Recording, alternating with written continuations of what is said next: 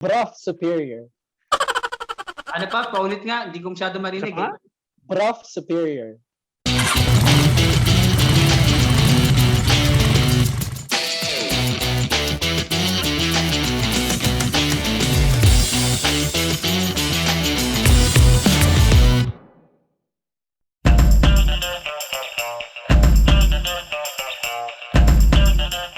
Judge. Ayan, made in India din yan. Sikat sa regional yan eh, di ba?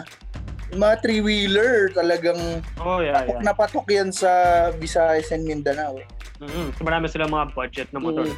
Saka Tapos hindi yung lang yan 400 nila three-wheeler. Oo, Hindi so yung Dominar 400 yun. Pati pang tricycle meron din sila eh. Oo, meron din. Yung CT110. Broth superior. Ano pa? Paulit nga. Hindi ko masyado marinig eh. Broth superior. Ural.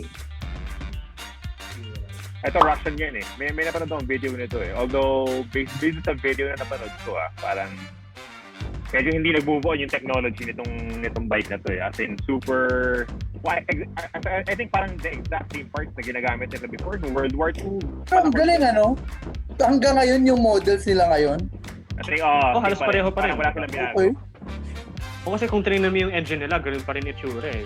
Taking design, very antique. Kasi may pati diba? nga doon May pag sidecar. Yung may sidecar, yung sikat na itsura ng Ural. Ayan na, Husqvarna. Ayun. Husky, aka Husky. Ulit sa AKA. Oo, AKA Husky yun. Pero pogi din tong motor na to. Mga yung Smart Villain, yung Villain and Smart Villain. Yun.